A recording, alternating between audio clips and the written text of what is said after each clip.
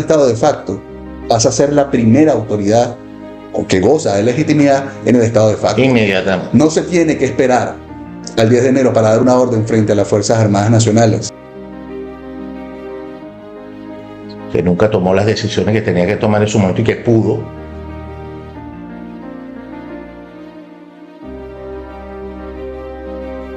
Mantiene que el 10 de enero viene la jura, que el presidente electo no puede dar órdenes como comandante en jefe de las Fuerzas Armadas Nacionales hasta que se proclame el 10 de enero, no está entendiendo el contexto real. Una estrategia que fue agotada ya en el año 2019. Traer soluciones reales, verdaderas, coherentes al país. ¿Existe salida? Por supuesto que sí. ¿Existe la facilidad de salir? Sí.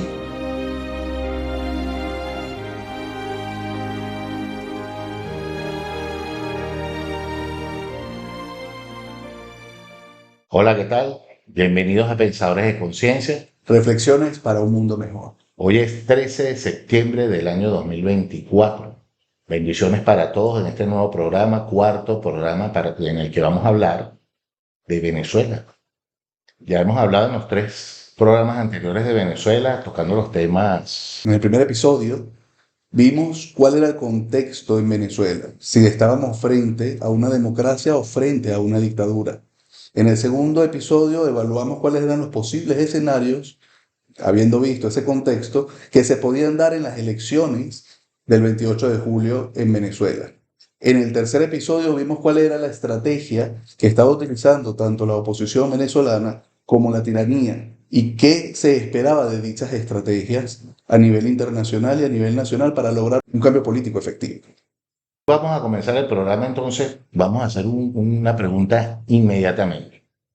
¿Qué podemos decir de la esperanza en Venezuela? ¿Se volvió a jugar con la esperanza o no se jugó con la esperanza en Venezuela? Todavía está por verse para muchos y otros siguen aferrados a una esperanza que yo veo que es una esperanza ciega.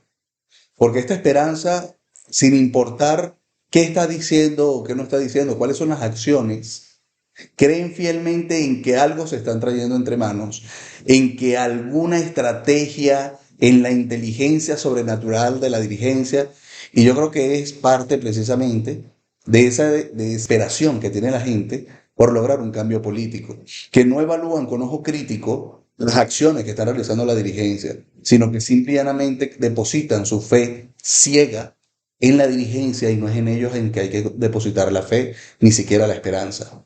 Mucha gente, disculpa que te interrumpa, hay gente que conversa y dice, esto realmente se define el 10 de enero del 2025. Otros dicen, no, ya claudicó por el simple hecho de que ya el hombre de las elecciones no se encuentra en Venezuela, sino que se encuentra en España. ¿Cuál es tu opinión al respecto en referencia a eso? En principio, quienes sostienen que el hasta el final es hasta el 10 de enero, porque ese día corresponde constitucionalmente la toma de posesión, tenemos que partir de ese contexto del cual hablábamos en el primer episodio de esta temporada de 4 en relación a Venezuela. Cuando partimos de una etapa o de un argumento legalista, tenemos que partir de que el contexto es bajo un Estado de Derecho. En Venezuela no hay Estado de Derecho. En Venezuela hay una tiranía, no hay democracia. Si nosotros nos enfrascamos en jugar dentro de las normas del juego democrático, no estamos entendiendo el contexto. Hablando de ese juego democrático, hay quienes hablan de un juego de ajedrez. ¿Realmente es un juego de ajedrez esto que se está haciendo a nivel político en Venezuela? Si fuese un juego de ajedrez es porque las normas están claras. Entonces resulta que el juego de ajedrez es bajo las normas que impone la tiranía. Entonces no han entendido realmente el juego de ajedrez. ¿Cómo llamarías tú ese juego entonces? Yo gano. El juego se llama Yo gano. El juego que la tiranía está imponiendo en Venezuela se llama Yo gano. Bajo ese juego Yo gano, convocaron unas elecciones en donde ya sabían cuál era el resultado. Y el yo gano me imagino que te refieres al gobierno en este caso. Me refiero a la tiranía de Venezuela. Sí. Bajo toda tiranía, en todo régimen autoritario y totalitario, Las normas del juego las pone el dictador, el tirano. En este escenario en Venezuela no es diferente. No nos encontramos en un escenario democrático. No nos encontramos en un escenario bajo el Estado de Derecho, bajo el cumplimiento de las normativas. Por eso quienes sostienen y mantienen que el 10 de enero viene la jura, que el presidente electo no puede dar órdenes como comandante en jefe de las Fuerzas Armadas Nacionales hasta que se proclame el 10 de enero, no está entendiendo el contexto real. Un sabio dijo una vez que cuando puedes decir fácilmente un problema, tienes el 80% del problema resuelto. Pues vamos a definir cuál es el problema de Venezuela. Venezuela en este momento, estamos hablando de un contexto donde los poderes públicos están tomados por la tiranía de Venezuela. Estamos hablando en un contexto en donde el régimen de Nicolás Maduro está impuesto desde el año 2017 a través de la Asamblea Nacional Constituyente. Estamos hablando de que Nicolás Maduro no es que se está reeligiendo, ya fue declarado usurpador y fue reconocido por 53 países de la comunidad internacional cuando Juan Guaidó fue presidente de la República. La Asamblea Nacional legítima, que fue aquella que estuvo desde el 2015 hasta el 2020, porque después la que está presidiendo en este momento, Jorge Rodríguez, es una Asamblea Nacional cuya convocatoria también la realizó la Asamblea Nacional Constituyente. Y recordemos que fue este argumento lo que hizo que se declarara usurpador a Nicolás Maduro, porque la convocatoria había sido inconstitucional desde el inicio y por tanto las consecuencias y lo que venía después era igualmente inconstitucional. Por eso que tuvimos un presidente interino. Ahorita, en comparación con la situación Juan Guaidó, nos traemos acá la situación de Edmundo. Ahora Edmundo en el exilio acá en España. ¿Qué vemos? ¿Cuál es tu interpretación de todo esto? Que volvemos a pensar en una estrategia que fue agotada ya en el año 2019. Eso lo conversamos en el video anterior. Si la estrategia se fundamenta única y exclusivamente en el reconocimiento internacional, entonces dejamos y borramos la historia, todo lo que representó el 2019 y todo lo que representó Juan Guaidó y su movimiento, donde la comunidad internacional, 53 países lo reconocieron. Frente a los 12 países, 11 11 y países. medio. 11 y medio porque España no lo ha reconocido del todo, solamente tenemos un reconocimiento por parte del Parlamento español. Falta. Pero el gobierno español aún no reconoce y dijo que no reconocerá la victoria de Edmundo González Urrutia. Con lo cual, 11 países de la comunidad internacional realmente han reconocido a Edmundo González como presidente electo, frente a los 53 países que reconocieron a Juan Guaidó. Si la estrategia es lograr el reconocimiento internacional de la dirigencia actual, se dice que la salida de Edmundo González es con el fin último de lograr aún más reconocimiento internacional, entonces no estamos entendiendo que la estrategia de por sí ya está mal planteada. Bueno, entonces yo creo que no se está hablando de una estrategia, sino de camuflajear una vez más el error y el engaño. Sin Es duda. lo que mucha gente está opinando pues al respecto en función de esta salida que hay que aclarar, la oposición no sabía, no tenía ni conocimiento de eso. Vimos entonces a un Edmundo que llegó acá y que no habló absolutamente con nadie. Se fue una cantidad de gente, un grupo de gente, no vamos a decir gran cantidad de gente, pero sí un grupo de gente, de no conocerlo, pero fueron a apoyarlo, junto con algunos dirigentes políticos de la oposición, para apoyar esa iniciativa dentro de del hemiciclo. Pero él no se presentó. Se presenta posteriormente bajo video por supuesto, con el presidente Sánchez.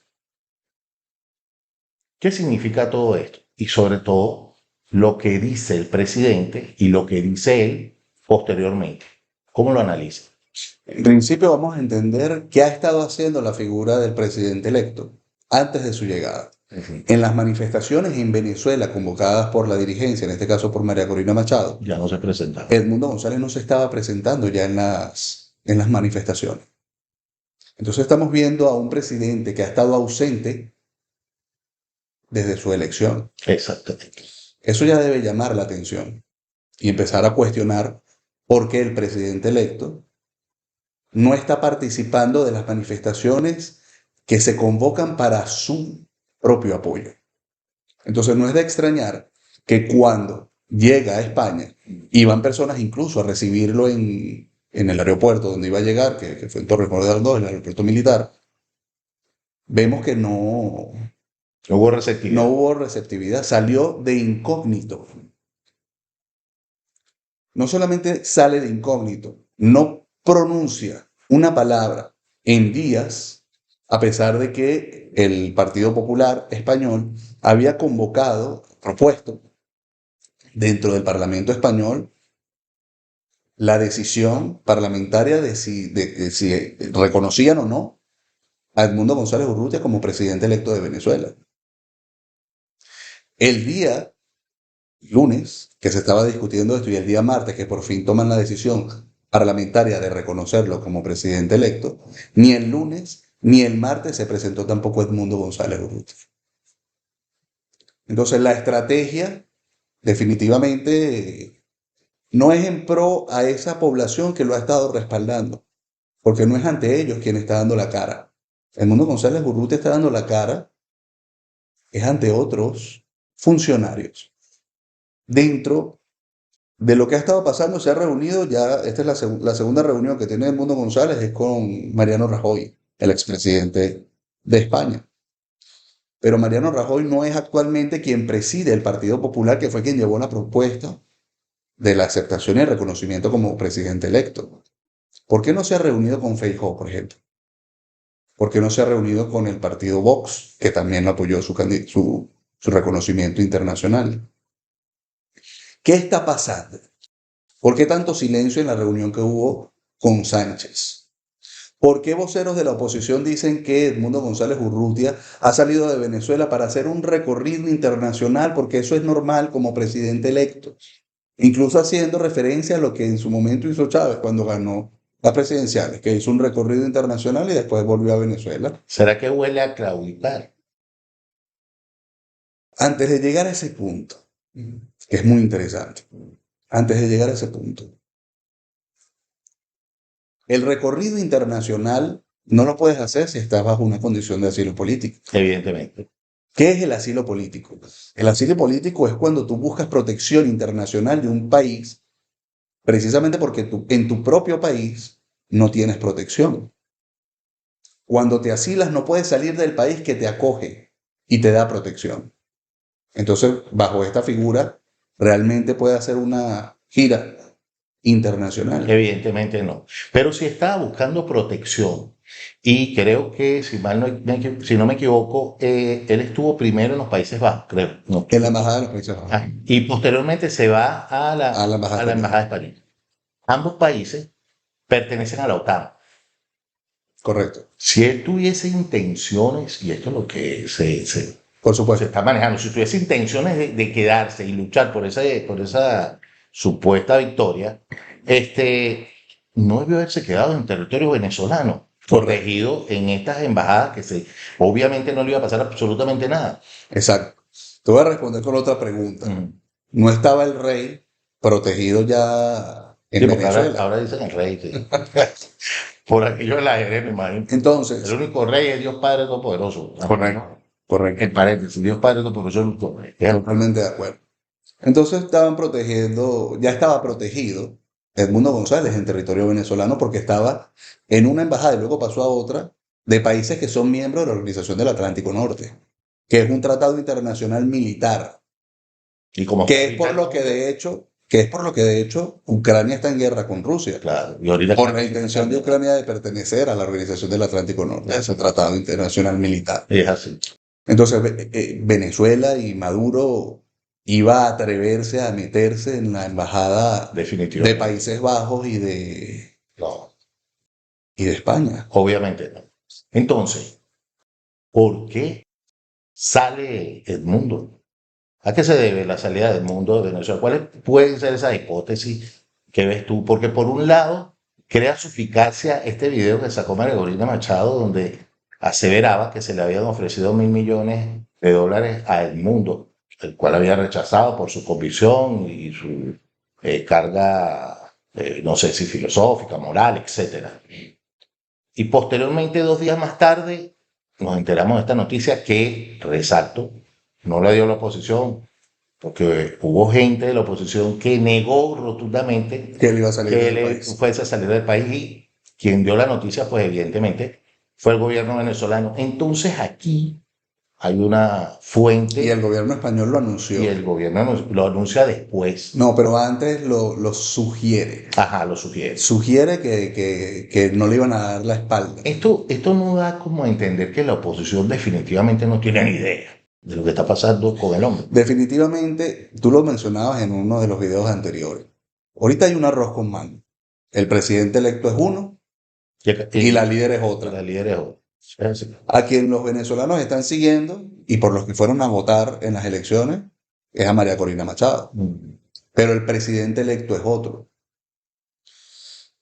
Evaluemos escenarios. Yo diría que ahora, ¿en qué queda la lucha de María Corina Machado dentro de lo que son estos videos candentes que lanza y animando a la gente? ¿Tienen algún sentido ahora? Digamos que no han convocado nueva manifestación. Pero pudiese tener algún sentido. ¿Qué cosa? Una nueva convocatoria por parte de María Corina Machado, que sé que yo... A lo mejor por eso no la han convocado. A lo mejor por eso no la han convocado. O sea, que era un chiste, un engaño más. Otra estrategia A lo de la mejor de es otra siempre, de estrategia. la... A lo mejor vuelve a pasar lo mismo. Recuerda que veníamos nosotros comparando lo que había hecho Juan Guaidó frente a lo que estaba haciendo en este momento María Corina Machado y Edmundo González Urrutia. Que habíamos comparado a Enrique Capriles Radonsky en su momento en su lucha con lo que estaba haciendo María Corina Machado y Edmundo González Urrutia. Claro. Al igual que con Leopoldo López. Pero es que todos ellos siguen siendo la mesa de la Unidad Democrática. Edmundo González Urrutia le dicen embajador. ¿Sabes de quién fue embajador? Cuéntame. De Acción Democrática. ¿Qué representa Acción Democrática? En las elecciones primarias, Acción Democrática sacó creo que el 0,4%. Sí, no tiene capital político. De los 2.600.000 personas que votaron en las elecciones primarias. 0,4%. Por ser presidente de la Mesa de la Democrática, que ahora es el presidente electo y fue candidato presidencial. Pero es que, ¿por qué fue candidato? Porque la candidata electa en las primarias fue María Corina Machado. Pero el gobierno no dejó que ella fuera la candidata electa. Después pasaron a Corina Lloris, una académica, que también el gobierno impidió que fuese la candidata. Una señora mayor también. Y ahora después pasaron a Edmundo González Urrutia, que no pudieron negarse porque ya estaba aceptado de alguna manera en el Consejo Nacional Electoral, precisamente por presidir el grupo de coalición de la Mesa de la Unidad Democrática. ¿Será por eso que no pudieron negarse o porque simplemente este señor definitivamente era más controlable? Si es más controlable o no, que los hechos empiecen a hablar por sí solos. ¿Por qué salió? ¿Por qué salió él y una de sus hijas sigue allá? Sí, el tema familiar siempre es muy delicado desde el punto de vista político y más aún en un contexto como el de Venezuela. Si nosotros Por lo general la gente tiende a proteger a sus seres queridos para poder avanzar con una situación como esta Por supuesto. a nivel político. Y llama la atención definitivamente que una de las hijas se encuentra acá y la otra hija se encuentra en territorio venezolano que desde el punto de vista, pues, según lo que define la oposición venezolana, como una situación de peligro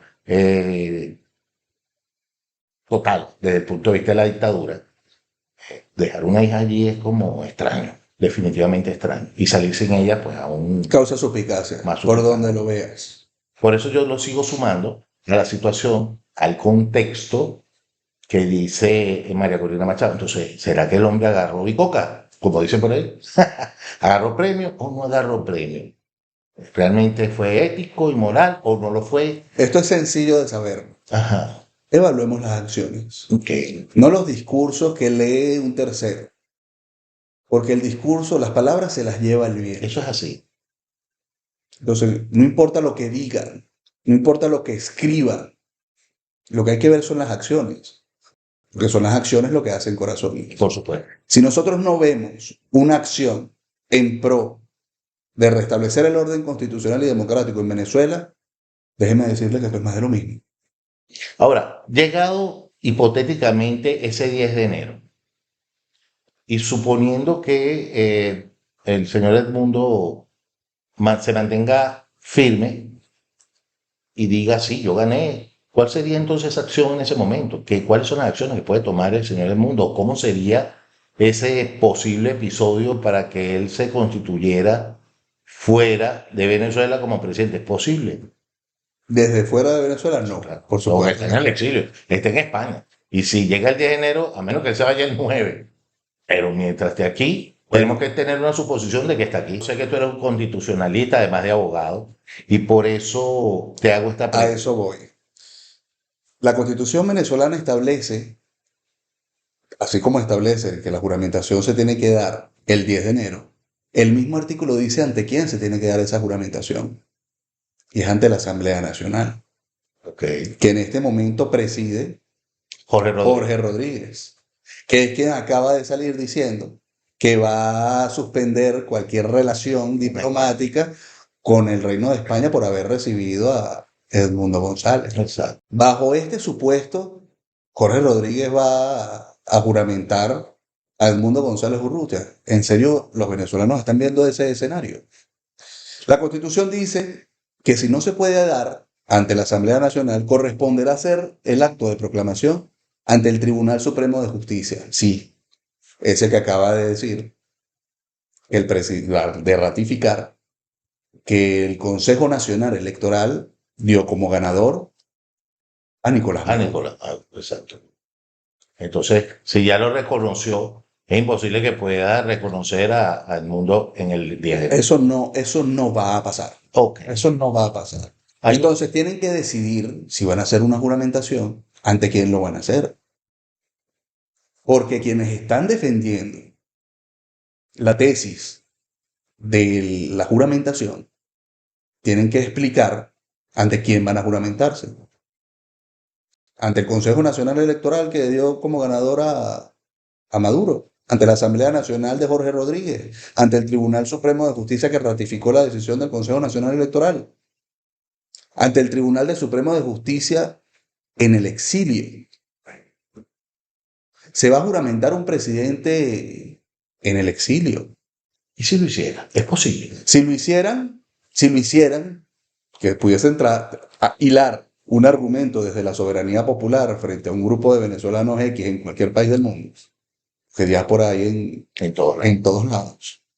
Si lo hicieran, la misma constitución establece que más de 90 días el presidente fuera del país, la ausencia puede ser declarada por la Asamblea Nacional. Y si se da la ausencia antes de los primeros 2 años de mandato, se tiene que convocar una nueva elección. Perfecto. Aquí vamos a hacer me parece interesante. Yo te quiero hacer una pregunta. Y obviamente tú hablas desde lo constitucional. Por supuesto. Entonces, hipotéticamente hablando, ¿puede entonces juramentarse Edmundo González frente a la Asamblea Nacional, hacia el TCJ en el exilio, frente al TCJ en el exilio? Y en ese caso tiene 90 días para volver a Venezuela, ¿es así? Es así. Ok. Y si durante estos 90 días él dice y toma decisiones en pro de Venezuela, pudiesen darse esas decisiones, como por ejemplo, hipotéticamente hablando, porque yo no sé qué puede hacer el hombre, pero pudiese dirigirse a las Fuerzas Armadas y decir, yo necesito que se restituyan los poderes en Venezuela porque voy allá, algo así. Pudiese hacerlo, pero antes de, no se tiene que esperar al 10 de enero para pronunciarse en ese sentido. Eso quería escuchar, ¿por qué no? Volvemos a ver cuál es el contexto venezolano. En Venezuela hay democracia. O sea, ahorita salió un presidente electo y va a haber una alternancia en el poder el 10 de enero. Exactamente, porque si tú esperas el 10 de enero es porque estás Porque reconociendo estás reconociendo y que hay partiendo de un contexto concepto democrático y legal, Estado de Derecho. Estado de Derecho formado. Espero que termine el mandato y luego vengo yo dentro de lo que es la democracia. Por eso yo defiendo la tesis de que lo que hay en Venezuela en este momento es un Estado de facto. Pero eso también lo dice la oposición. No, no. La oposición no dice que hay un estado de facto. No. No, por supuesto que no, si no hubiese participado en las Siempre han elecciones. hablado de un gobierno híbrido, etcétera, etcétera, dictadura y todo. Todo eso lo decían antes No de las siempre, elecciones. no siempre. De hecho, María Corina Machado, que llevaba esa También lo bandera, decía. que llevaba la bandera de que el narcorrégimen, con células terroristas, etcétera, Eso lo decía no se mucho. podía salir de la tiranía con votos. Exacto. Todo esto lo dijo María Corina Machado. Exactamente. Participó en las elecciones. Primario. Pero Participó en las participó. elecciones primarias y mandó a que todo el mundo participara en las elecciones Entonces, de presidenciales. alguna manera ha sido un reconocimiento de un... No, de alguna manera no. Ha sido un reconocimiento Ah, a las instituciones ilegítimas venezolanas. que ahora desde el punto de Entonces, vista de las elecciones se convirtieron en legítimas. bajo ese punto de vista, Ujú. ellos están apoyando no la tesis del Estado de facto, sino una tesis de continuidad administrativa extraña, como que si no estuviese pasando absolutamente nada en Venezuela. Y por mucho que digan que está pasando algo en Venezuela, que las instituciones están secuestradas por el régimen, su accionar sigue siendo bajo el juego democrático y bajo el juego del Estado de Derecho. Quien parta del contexto real de Venezuela, que es que estamos en un estado de facto, sabe que no tiene que esperar absolutamente a nada. ¿Quién da legitimidad? La voluntad popular. La legitimidad recae en el pueblo. El artículo 5 de la Constitución establece que la soberanía popular está por encima de cualquier poder público. La clave es la soberanía popular. Y si en soberanía popular se escoge a alguien, ese alguien en un estado de facto pasa a ser la primera autoridad que goza de legitimidad en el estado de facto. Inmediatamente. No se tiene que esperar al 10 de enero para dar una orden frente a las Fuerzas Armadas Nacionales. Ese punto, Y bajo este punto, déjame terminar, ajá, y bajo este punto, como no se tiene que esperar al 10 de enero para dar una orden, si no se ha dado ahora, no se dará el 10 de enero, ni posteriormente. Quien quiere dar la orden, la da. la toma de una vez. Bueno, volvemos a caer en el tema Juan Guaidó, que nunca tomó las decisiones que tenía que tomar en su momento y que pudo haber tomado en su momento, como cuando se ganó la Asamblea Nacional por parte del primer presidente Ramos Ayú, que pudo haber nombrado fácilmente al TCJ, pudo haber nombrado al A los rectores CNE, a del los rectores del CNE. CNE, en fin, y nunca se hizo, jamás se hizo, se postergó, No se hasta hizo que referéndum revocatorio jamás tampoco. tampoco se hizo el referendo revocatorio hasta que se constituye la Asamblea Constituyente. Entonces, durante todo este tiempo, Ramos Ayú dio un plazo larguísimo. Lo único que hizo fue que hubiera muchas fotos de Chávez, muchos cuadros. Pero de resto no hizo más nada. Entonces, entendemos claramente que en manos de la oposición venezolana, que parece más bien que le estuviesen haciendo el lobby al gobierno, por todas las acciones que han venido, porque es que yo no puedo entender que se cometan tantos y tantos y tantos errores consecutivamente en cada una de las propuestas de la oposición donde ha Pareciera, llegado con fuerza. pareciera que más que errores es adrede. Evidentemente, yo no puedo creer que todos los que se eligieron como, por ejemplo, en el exilio, caramba, son curistas que de renombre y que no hayan notado esta propuesta y que no hayan avanzado con la propuesta. Entonces, eso también, ese TCJ, no sé, llama a suspicacia. Que si hablamos del momento en que se ganó la Asamblea Nacional y tampoco se hiciera nada, pues entonces llegamos en esa Asamblea Nacional, ya en su último momento, con Juan Guaidó y se nombra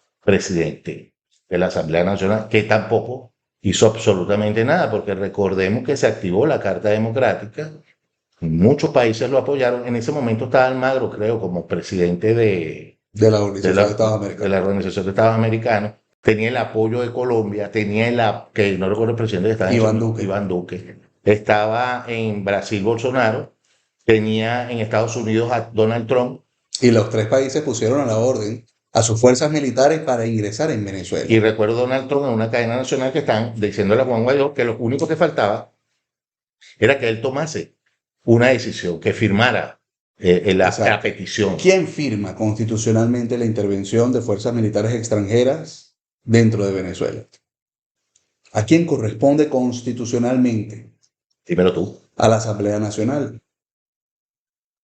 El artículo 187, si mal no recuerdo, en su numeral 11 dice que es competencia exclusiva de la Asamblea Nacional autorizar el ingreso de fuerzas militares extranjeras dentro del país o la salida de fuerzas militares nacionales a otros países. No recae en el presidente, pero ya va. Juan Guaidó era no solamente presidente ejecutivo, él presidía la Asamblea Nacional. Exactamente. Y la Asamblea Nacional era de mayoría absoluta de la oposición venezolana, de la Mesa de la Unidad Democrática. Si la Mesa de la Unidad Democrática, en un contexto donde 3 países, y uno de ellos potencia militar mundial, te está ofreciendo apoyo militar, y lo único que tú tienes es que autorizarlo vía Asamblea Nacional, que con mayoría absoluta está en manos de la oposición, y no lo haces, tú no quieres una intervención militar. Sí. En un contexto en donde 53 países te están reconociendo como presidente legítimo y que la población venezolana respaldaba el cese de la usurpación, gobierno de transición y elecciones libres, entonces partimos de un punto en donde la inacción, no de Juan Guaidó, de toda la oposición venezolana, porque repito, la competencia exclusiva de autorizar intervención militar extranjera en el país era de la Asamblea Nacional, que en ese momento tenía mayoría absoluta por parte de la oposición. Y no lo hicieron. Entonces, definitivamente estamos ya como desvelando una realidad. ¿Qué es lo que ha estado pasando? Pues entonces, ¿cuál es la estrategia?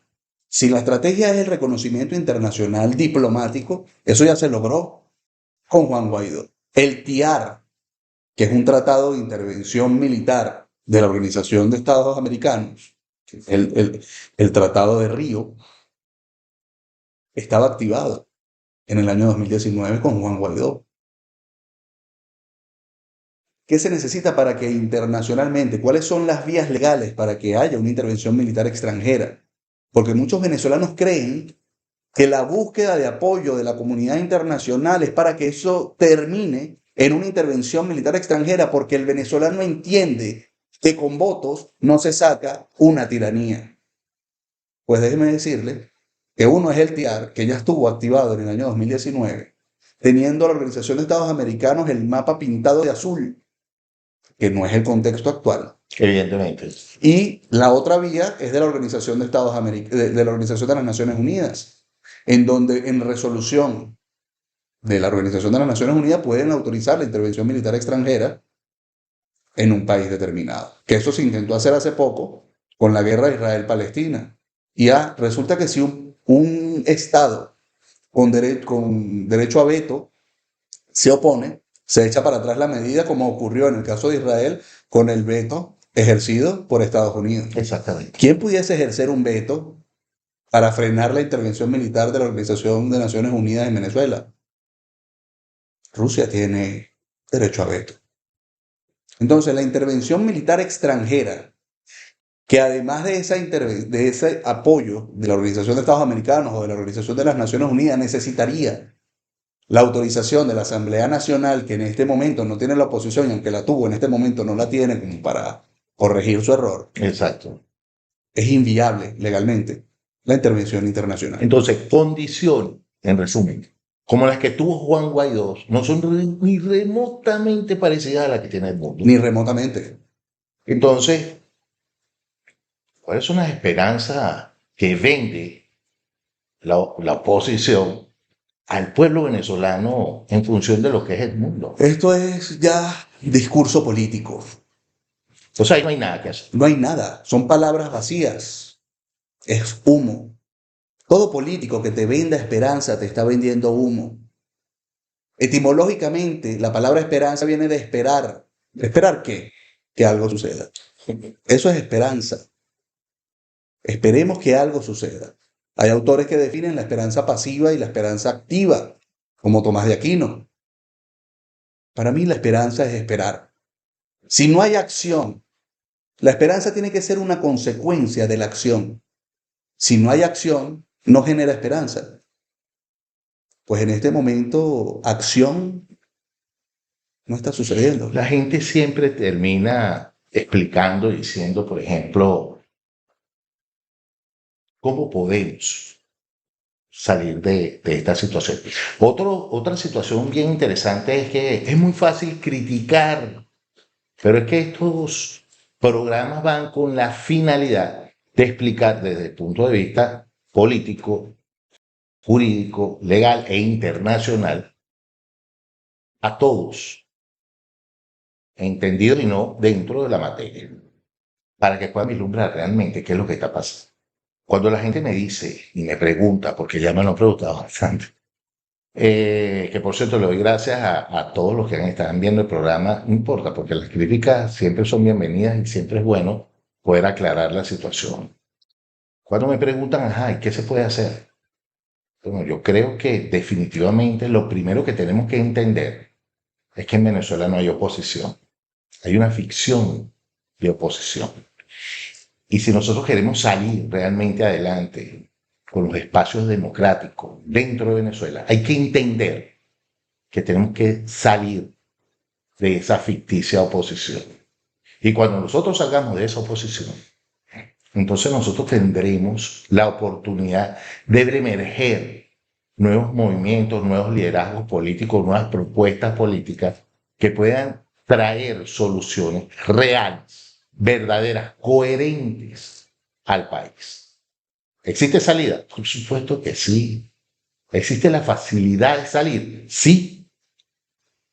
Y no crean que todas son violentas, porque no lo son. Lo que hay que saber hacer las Entender el cosas, contexto. entender el contexto y saber dónde está el problema. Como inicialmente comenzaste tú diciendo la frase, si entendemos el problema ya tenemos el 80% resuelto.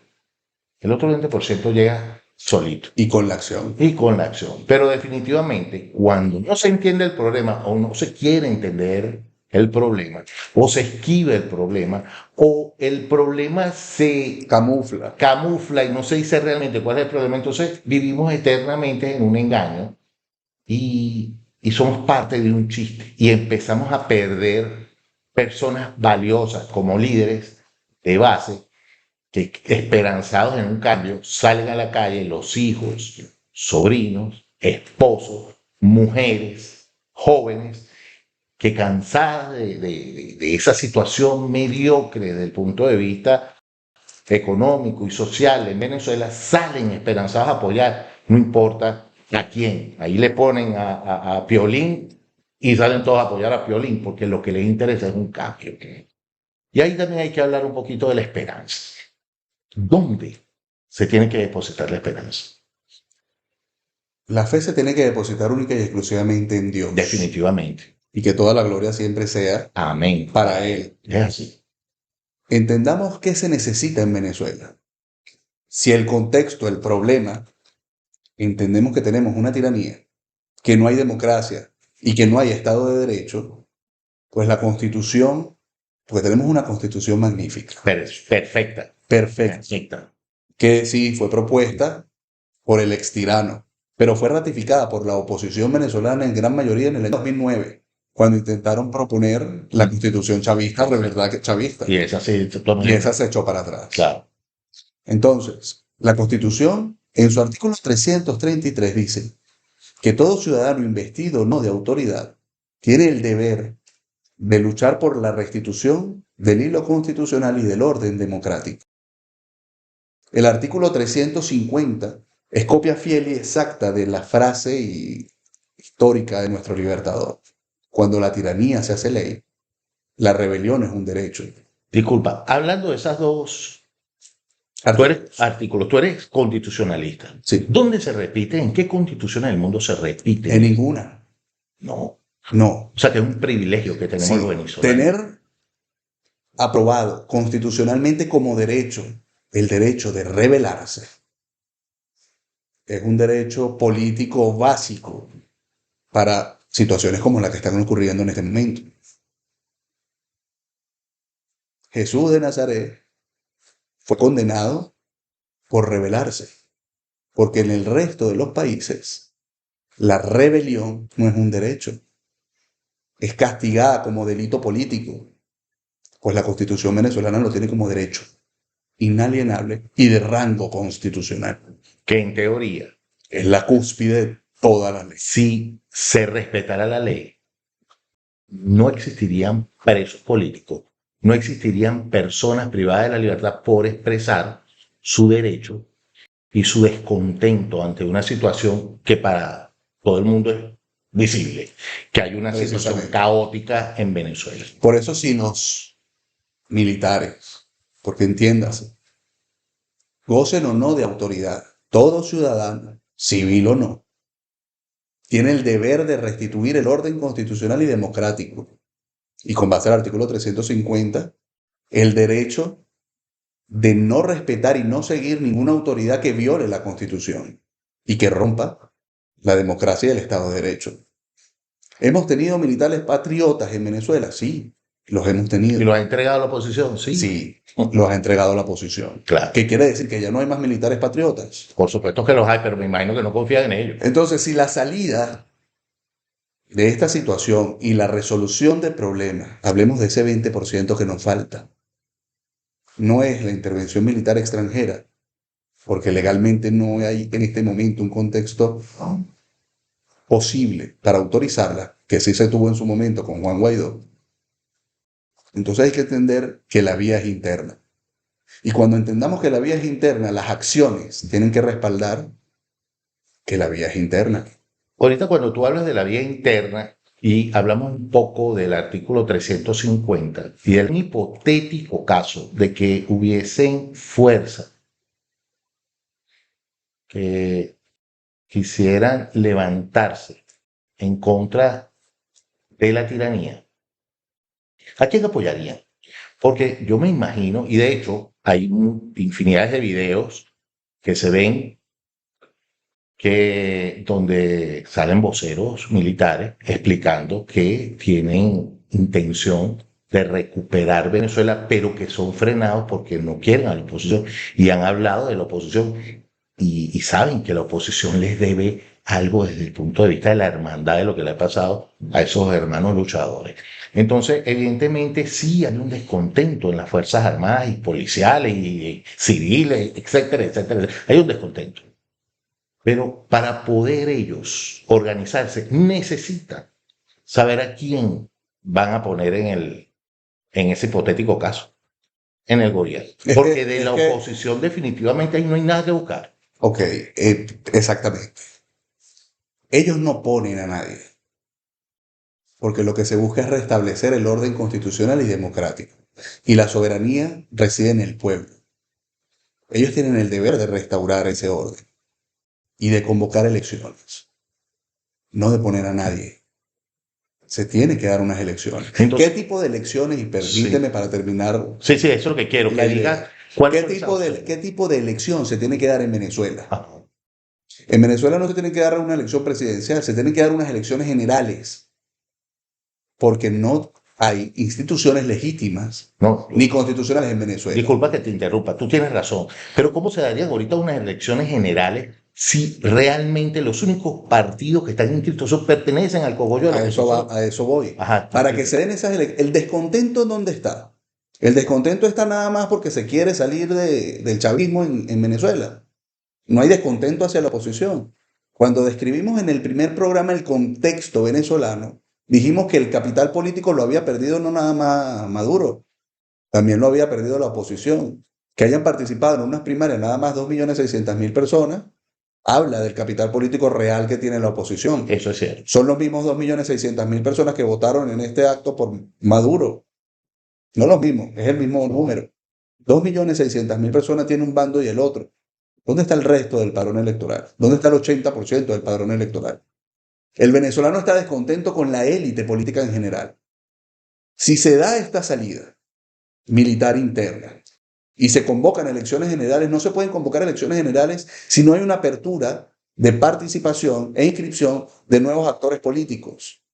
Entonces el Y llamado yo les sería, digo a los militares y a todo ciudadano investido no de autoridad que se preste para la restitución moral y patriótica de restablecer el orden constitucional y el orden democrático en Venezuela, tienen que velar porque participen nuevos actores políticos y nuevos partidos políticos y nuevos movimientos.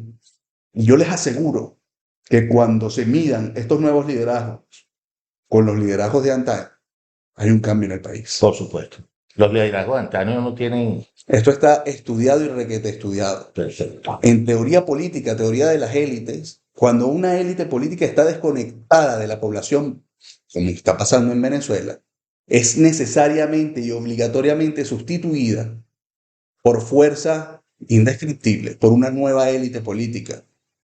Pues que sepan que no nada más está la oposición ahí esperando la apertura de esa nueva inscripción. Bueno, disculpe que te interrumpa, pero tú hiciste mención en los programas pasados en cuanto a la inmensa cantidad de movimientos políticos que fueron frenados en su intención en inscribirse como una opción política dentro del país. ¿Por qué no recordamos un poquito de eso? Bueno, Sociedad Única de Integración Nacional fue uno de los movimientos que se intentó inscribir y que yo presidía. Y se frenó por lo mismo que han frenado 20 Venezuela, por lo mismo que frenaron el partido de Evans, Marea Socialista, porque bueno, en el caso de Sociedad Única de Integración Nacional se negaba a pertenecer al la Mesa de la Unidad Democrática o al Gran Polo Patriótico. Obligaba al Consejo Nacional Electoral, que recordemos qué grupo político llevaba la inscripción. Eran tres Tres rectores. rectores. El rector que llevaba la inscripción de nuevos partidos y movimientos políticos era el rector propuesto por la oposición venezolana. En ese momento era Luis Emilio Rondón. Y esta persona negó la inscripción de los partidos políticos porque solamente estaban inscribiendo movimientos políticos y siempre que se sumaran al Gran Polo Patriótico o a la Mesa de la Unidad Democrática. Si la torta nada más se divide en dos, no hay espacio para nuevos actores Ahí ya políticos. se estaba preparando la cama para que... Se preparó y estaba consolidada, la cama ya estaba lista. Bien. Solo que algunos que confiábamos en la República, en las instituciones y en el Estado de Derecho, confiamos en que podíamos llevar una propuesta al país. Pero esa propuesta fue frenada por la élite política existente. Por eso reitero, si queremos un cambio político en Venezuela, tenemos que renovar la élite política, tenemos que renovar a los actores políticos. La oposición venezolana, Que no es oposición. la Mesa de la Unidad Democrática y todos los que lo representan, no representan en la intención real de oponerse al régimen venezolano. Es así. No lo representan. Y eso Han está sido demostrado. cómplices. Y eso está demostrado. Y es bueno Está- entonces aclarar, y yo quería que aclaráramos nuevamente en este programa, a quién se debe que no haya nuevas opciones políticas, porque la gente también me lo ha preguntado, pero ¿por qué no hay nuevos partidos políticos? Bueno, eso lo frenó la supuesta oposición, En conjunto con la tiranía. pero que el rector que estaba allí era de la oposición. En conjunto con la tiranía. No, yo entiendo que sí, Porque pero es están, importante porque están que se aliados. Por Están aliados. Entonces, así como nos enfrentamos contra el tirano, hay que enfrentarnos contra el cómplice que lo mantiene en el poder. Algo decía Bolívar para parafrasear un poco. Con los traidores.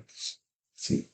No hay nada peor que un traidor, porque el enemigo frontal se da respeto por ser frontal y tener una posición clara, definida. Entonces eso se respeta. Y tenemos que limpiar la casa. Tenemos que salir de la oposición, de todos esos grupos políticos que han conformado la oposición en estos últimos 20 años. Hay que salir de ellos. Y una vez que nosotros salgamos de ellos, pues definitivamente los nuevos partidos van a emerger, los nuevos movimientos políticos van a emerger, los nuevos líderes sociales van a emerger. Y vamos a ver un cambio real en Venezuela. Para aquellos que dicen, ¿cómo? Pues esa es la solución. Interna. Es interna. Siempre lo ha sido. Olvidémonos de nada. Y los militares, yo primero que nada les mando un saludo y los entiendo. Yo entiendo a los militares y su posición objetiva en este punto. Porque no es cambiarse la camisa con los mismos actores y cambiar la camisa. Esa no es la idea. La idea es un cambio real, evolutivo. Y definitivamente ya sabemos que en la oposición no lo hay. Recordemos lo que pasó con la administración pública de Juan Guaidó. Hablamos de esas dos grandes empresas Caso Citgo y caso Monómeros. y ya El sabemos. escándalo de corrupción que hubo al respecto. Y eso fue un ratito que fue presidente Juan Guaidó.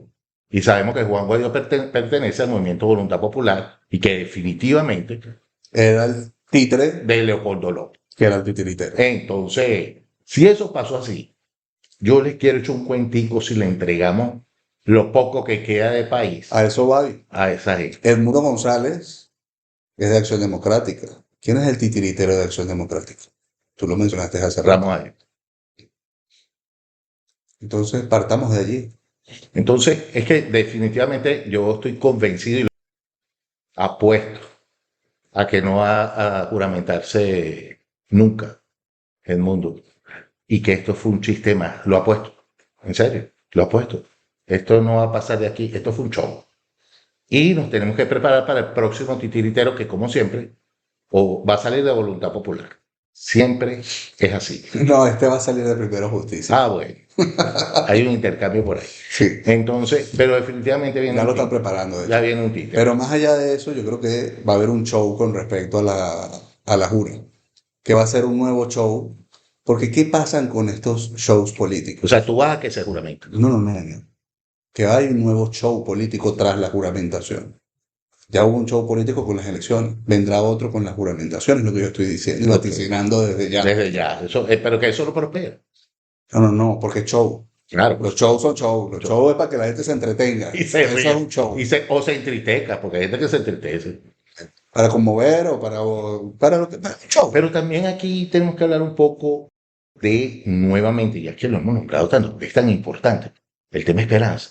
¿Por qué la gente se entristece? Porque depositaron su... Porque depositaron su esperanza donde no tenían que depositarla. Por eso, en los episodios que hemos hablado, porque nosotros aquí no venimos a desesperanzar absolutamente a Esa no es la nadie, intención. sino indicarles ¿Cuál es el camino? que están depositando erróneamente su esperanza. ¿Y cuál es el camino? ¿Y cuál es el Estamos camino? mostrando el camino. El camino es uno solo. El camino es Dios. Y entendamos que si idolatramos líderes y falsos profetas, nos Ese va. es el castigo. El castigo es lo que estamos Es recibiendo. así. Un ciclo perenne. Hablando de ciclos,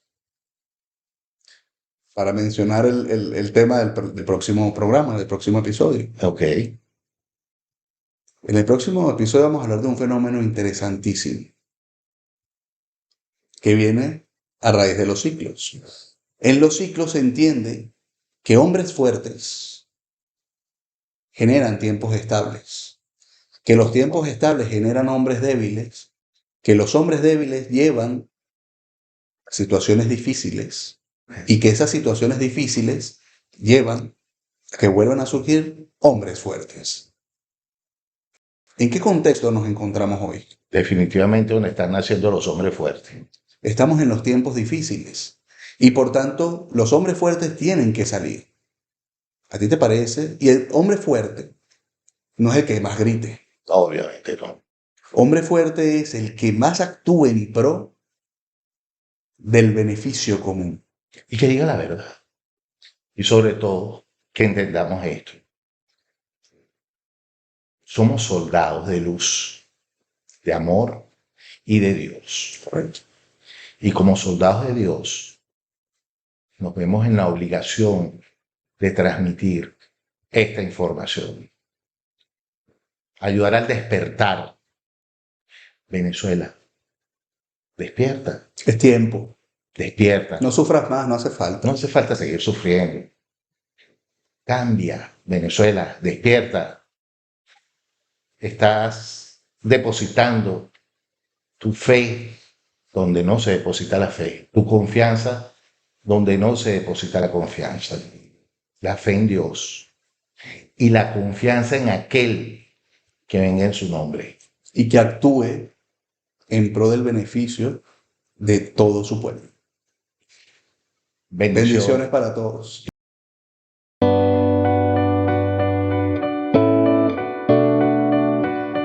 Lejos de ponerse en favor del deber constitucional, Dejo de ser imparcial, está parcializado. al igual que el Tribunal Supremo de Justicia. dice. Entonces, definitivamente no hay libertad de poder. Entonces, Independencia. al no haber separación de poderes y al estar las instituciones demostrado una vez más, porque esto ya se había demostrado desde el año 2017 en adelante, se demuestra una vez más que las instituciones en Venezuela están secuestradas por la tiranía de Nicolás Maduro en este caso. Ahora bien, visto eso, ¿es posible que se dé un cambio político en estas nuevas condiciones? Yo creo que hay que analizar realmente cuál es la situación actual y si es posible remontarnos y hacer una comparación, por ejemplo, con lo que pasó cuando Capriles, lo que pasó cuando Guaidó y lo que está pasando en este momento. Yo creo que sería interesante hacer una lectura y comparación en cuanto a estrategias por parte de la oposición en este paso. Más allá de hablar de Capriles o de Guaidó, en torno a qué hicieron ellos en ese momento, vamos a ver si de cara a la consecución del cambio político se da o no una diferencia en torno a lo que está sucediendo. Bueno, vamos a hacer el análisis. En principio, ¿cuál es la estrategia que realizó María Corina Machado en estas elecciones? Por lo cual ha sido muy aplaudida hasta ahora. La estrategia de María Corina Machado ha sido poder demostrar con acta en mano, con prueba en mano, la victoria. Pero demostrarlo ante quién, y aquí es donde yo quiero hacer énfasis, para poder ir haciendo esa comparativa con lo que sucedió previamente. María Corina Machado lo ha intentado demostrar ante la comunidad internacional. Está buscando ese apoyo internacional para lograr un cambio político y es allí donde yo creo que hay un error en la estrategia. ¿Por qué? Porque apoyo internacional hubo ya con Juan Guaidó. De hecho, hubo más apoyo con Juan Guaidó que el que tiene María Corina Machado. La comunidad internacional se ha mostrado, incluso lo vimos con la OEA, que no va a intervenir en la situación venezolana ni en ninguna otra situación de ningún otro país. Y esto hay que tenerlo muy claro. Sí, pero siempre se juega, y ahí es donde yo voy a la comparación. En el caso de Juan Guaidó, con el caso del mundo, se quiere enaltecer el apoyo internacional por el simple hecho de que reconocen de alguna manera la victoria del mundo. Sin embargo, es bueno destacar cuántos países realmente favorecieron y reconocieron a Juan Guaidó en su momento. De hecho, estuve viendo tus redes sociales y vi que una persona te preguntó en referencia a cómo podía dar órdenes. Ajá. Como comandante en jefe si aún no se había juramentado. Exactamente. Que se explicara cómo era que